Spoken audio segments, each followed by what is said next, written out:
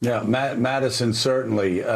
John Meacham, reading through this book, along with George Washington, for so many reasons, more than even the Constitution, Madison appears to be the one of the two indispensable men of the founding of this republic. But it is interesting, the founder that you spent so much of your life several years back writing about, researching and writing about, Thomas Jefferson was an outlier as far as his education goes. While everybody else was gazing upon the Romans and wanting to be the ideal Roman, Jefferson was enamored with the Greeks.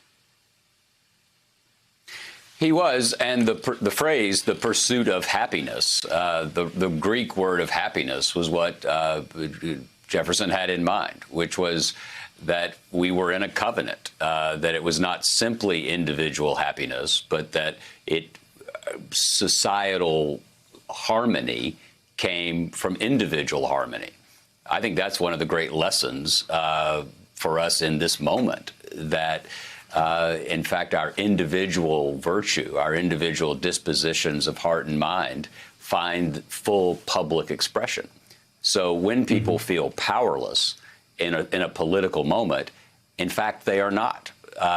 Jefferson believed in this notion that harmony was conceivable, wildly imperfect, wildly constricted, to be sure, but his basic vision of the world was one in which, to borrow from Edmund Burke, little platoons of people would in fact create this republic that would find virtue. Yeah. Can I ask Tom a question? Sure. So you've talked about the Greeks and the Romans. I want to ask you about a Protestant, John Calvin. Can you roll him into this for a moment? I don't see a lot of Calvin among these guys. This is not a particularly Christian religious group of men that I can see. Religion is not playing a big role in American life, especially among elites in the Revolutionary era and the post-Revolutionary era. That really comes into the 19th century when you get a doubling of the number of ministers in the country relative to the population. I want to go back to something, though, you said about life, liberty, and the pursuit of happiness. I see this coming out of John Locke, who writes Life, Liberty, and Property, or as he called it, Estate. Property. And it's one of those small, brilliant changes that Jefferson makes. Life, liberty, and happiness. Property meant you were a man of property, and that's a relatively small portion of society. Changing it to life, liberty, and happiness is so democratic because everyone in a society can pursue happiness, whether they have land or property or not. And I think it is, I have a lot of problems with Jefferson. I'm not a big Jefferson fan. I think my opinion of him went down hugely while writing this book. That said, these brilliant moments of his, especially in the Declaration, the small tweaks he makes in this Epicurean document, the Declaration of Independence, that sets forth the aspirations for this country for the last 250 years. It is a magnificent document. I actually put it at the end of the book just because I like reading it so much.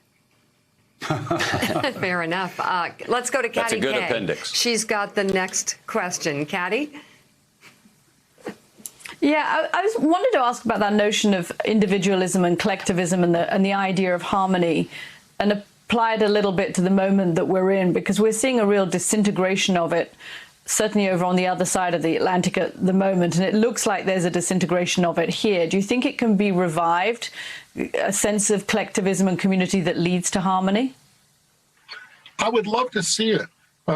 We talk so much in this country about individual liberties and so on, but we forget that the Constitution, not once but twice, refers to the general welfare of the people.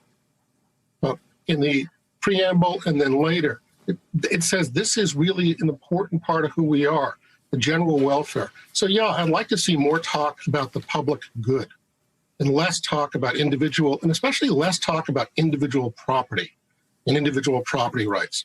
The Supreme Court seems to me to have been defined downward by conservatives as the court of American property.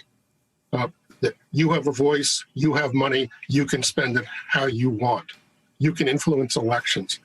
I actually think the thing that would shock the founders most after how slavery blew the country apart in the Civil War, I think the thing that would shock them most is the role that campaign finance plays in our elections.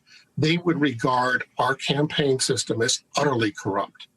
And I think they would, a lot of them, not all of them, would say that Americans now live in an oligarchy. It's an oligarchy that still has democratic trappings, but they had seen those things in the ancient world. An oligarchy is basically ruled by the wealthy. And I think that's what we have in this country these days. Thanks for checking out MSNBC on YouTube, and make sure you subscribe to stay up to date on the day's biggest stories. And you can click on any of the videos around us to watch more from Morning Joe and MSNBC. Thanks so much for watching.